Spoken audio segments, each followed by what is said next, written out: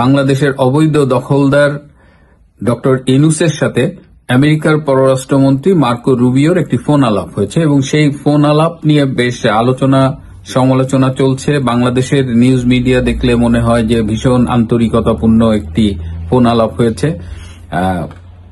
মার্কিন পররাষ্ট্র দপ্তরের যে ওয়েবসাইট সেখানেও এই নিউজটি করা হয়েছে এবং সেখানে খুব গতানুগতিকভাবেই বলা হয়েছে যে ডক্টর ইউনূসের সাথে মার্কো রুবিওর কি আলাপ হয়েছে। যেটা হয় যে এই পর্যায়ের যে কোনো আলোচনায় কিছু গদবাঁধা আলোচনা হয়, কিন্তু এর বাইরেও কিছু আলোচনা হয়েছে এবং অনেকে আমার কাছে গতকাল জানতে চেয়েছেন, আমি আপনাদের কমেন্টে দেখলাম।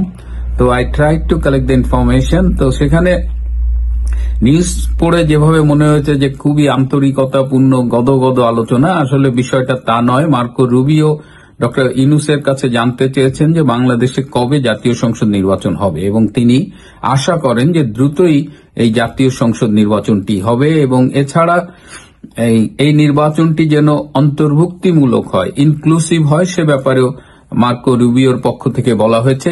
মার্কো রুবিও একটি গুরুত্বপূর্ণ কথা বলেছেন, সেটা হলো যে গত আগস্টের পর থেকে কত সংখ্যক জঙ্গি জেল থেকে পালিয়েছে কিংবা ছাড়া পেয়েছে, এই সংখ্যা নিয়েও তিনি ডক্টর ইউনূসকে প্রশ্ন করেন। কারণ সরকারিভাবে বলা হচ্ছে এটি 1000-এর কম, কিন্তু খোঁজ নিয়ে দেখা গেছে এটি 3 থেকে 4000-এর মধ্যে হতে পারে। সুতরাং এত জঙ্গি যে ফ্রি হয়ে দেশে ঘুরে বেড়াচ্ছে, অপারেট করছে।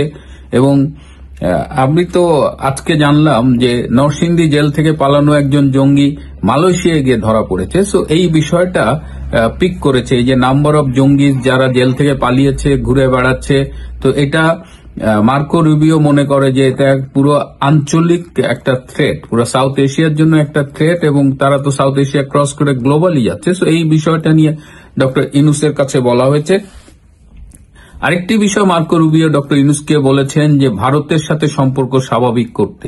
ডক্টর ইউনূস ক্ষমতা এসে ভারতকে যেভাবে ক্ষমতা নেওয়ার আগের থেকেই যেভাবে ভারতের দিকে কামান দাগছেন এবং দেখেই চলছেন, এদিকে একের পর এক ভারতকে উত্ত্যক্ত করছেন। তো সেই জায়গাটা মার্কো রুবিও বলেছে ভারতের সাথে স্বাভাবিক সম্পর্ক বজায় রাখতে।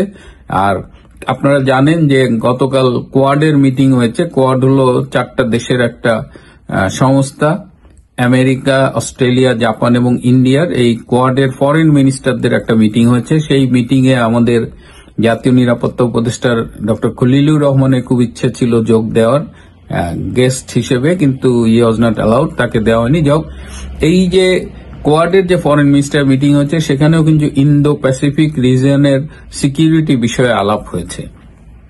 সো এই কোয়াড নিয়েও তাদের ভেতরে কথাবার্তা হয়েছে এবং ডক্টর ইউনূস এক পর্যায়ে জিজ্ঞেস করতে চেয়েছেন যে আমাদের সাথে আমেরিকার বর্তমান সম্পর্কটা কিরকম। কারণ আপনারা জানেন যে এই ডক্টর ইউনূস মার্কিন ডিপ স্টেটের একটা ষড়যন্ত্রের মাধ্যমে ক্ষমতা জোর দখল করেছিল গত বছরের অগাস্টে। তারপরে বাইডেন অ্যাডমিনিস্ট্রেশন থাকতে তাদের সাথে যে সম্পর্ক ছিল ডক্টর ইউনূসের, এবং টু বি অনেস্ট এখনো কিন্তু এই বাইডেন প্রশাসনেরই ছায়া দেখা যায় বাংলাদেশের বিষয়ে।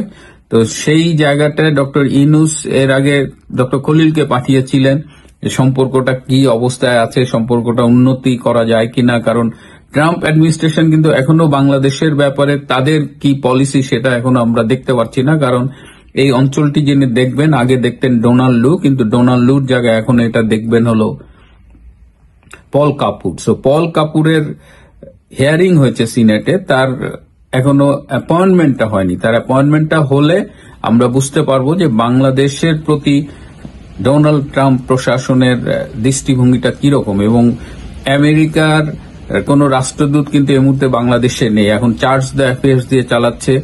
তো সেই জায়গাটায় এই পল কাপুর আসলে ধারণা করা হয় যে বাংলাদেশে একজন মার্কিন রাষ্ট্রদূত আসবেন, তারপরে এই দেয়ার পলিসি টুয়ার্ডস বাংলাদেশ সেগুলো ফাইনাল হবে। আরেকটা বিষয় মার্কো রুবিও বলেছেন যে এই যে চায়নার সাথে যে দহরম মহরম, এটাও আমেরিকার চোখে খুব ভালো লাগছে না। সুতরাং ডক্টর ইউনূসকে এই বিষয়টিও বলেছে যে এই চায়নার সাথে দহরম মহরম গুলো যেন একটু ভদ্র ভাষায়, কূটনীতির ভাষায় বলেছে যে এই বিষয়টা নিয়ে তিনি যেন একটু চিন্তা ভাবনা করেন।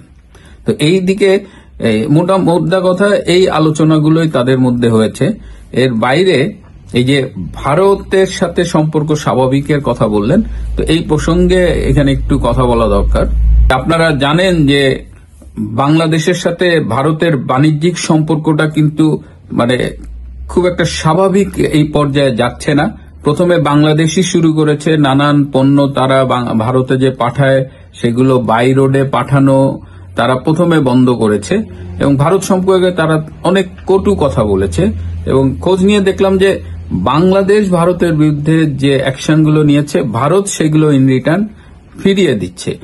বাড়তি হলো যে ট্রান্সশিপমেন্টটা বাতিল করে দিয়েছে। এই ট্রান্সশিপমেন্ট বাতিল করায় আমাদের যে বিশেষ করে গার্মেন্ট যে ইউরোপ এবং অন্যান্য দেশে যেত, এখন সেটা আর ভারত হয়ে যেতে পারছে না।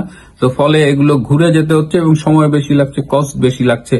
বাণিজ্য মন্ত্রীর ভাষায় যে এর জন্য আমাদের 2000 কোটি টাকা অতিরিক্ত খরচ হবে। তো ভারতের ট্রান্সশিপমেন্টটা ছিল বাংলাদেশের জন্য সর্ট অফ গিফট। এর জন্য ভারত কোনো কিছু চার্জ করতো না, কোনো ফিটি নিত না।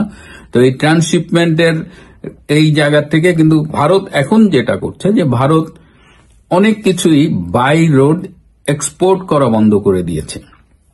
বাংলাদেশের সার্টেন জিনিসপত্র যে বাই রোডে যেত, এবং আপনারা জানেন যে আমাদের সাথে ভারতের বাই রোডে অনেকগুলো ল্যান্ড বর্ডার আছে, এটা খুব ইজি কমিউনিকেশন ছিল। তো ভারত এগুলো বন্ধ করে দিয়েছে। এখন যদি বাংলাদেশ থেকে কিছু এক্সপোর্ট করতে হয় তাহলে পাঠাতে হবে এই নৌপথে পাঠাতে হবে, এবং সেটা আবার মহারাষ্ট্রে, সেই মুম্বাইয়ের ওইদিকে পাঠাইতে হবে। বাই রোডে কোনো কিছু ভারতে যাবে না, আবার ভারত থেকেও আসবে না। আনঅফিসিয়ালি ভারত কিন্তু অনেক এক্সপোর্ট বন্ধ করে দিয়েছে।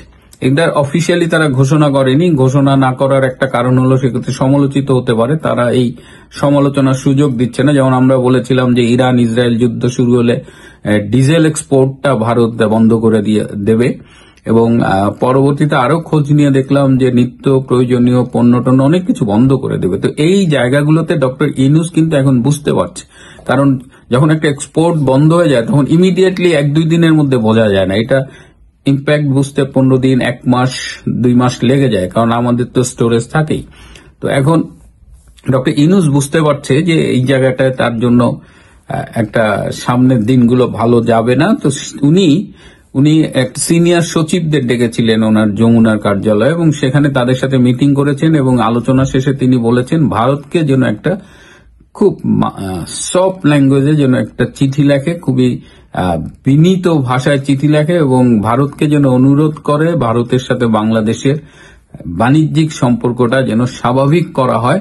যা হওয়ার হয়ে গেছে, এটা এইভাবে না করে তিনি কমার্শিয়াল রিলেশনশিপটা ইজি করতে চান। কিন্তু এইটা উনি চাইলেই ভারত দেবে কিনা, কারণ ভারত খুব স্পষ্ট ভাষায় বলে দিয়েছে যে যারা ভারতের সাথে পায়ে পা লাগিয়ে ঝগড়া করবে ভারতও এটা দেখে নেবে, ভারতও কোনো ছাড় দেবে না। আমি আমার মতো করে বললাম যে ভারত প্রতিবেশীদের জন্য অনেক কিছুই করবে, কিন্তু কেউ যদি ভারতের বিরুদ্ধে লাগতে যায় তো ভারত ছাড় দেবে না। তো ভারতকে যে পরিমাণ তাতানো হয়েছে তাতে এখন ভারতের স্টাইলটা হলো ভারত টেস্ট ম্যাচ খেলে, টি-20 খেলে না, যেটা পাকিস্তান খেলে, দাম দু মাথা গরম করে একটার পর একটা ঘটনা ঘটায়। কিন্তু ভারত স্লোলি করে। অনেকেই বলেন ভারত কি করলো, এই করে না সেই করে না। ভারত প্রথমত তাদের ইন্টারেস্টে করবে, দ্বিতীয় হলো তারা দে গো স্লো। সো ভারত তার মতো করে যাচ্ছে। এখন এই চিঠি ভারতের কাছে হাতে পায়ে ধরে মিনতি করবেন ডক্টর ইউনূস, কিন্তু সেই ভাষায় সেই চিঠিতে মন গলবে কিনা কারো আমি জানি না। তবে দেখা যাক কি হয়।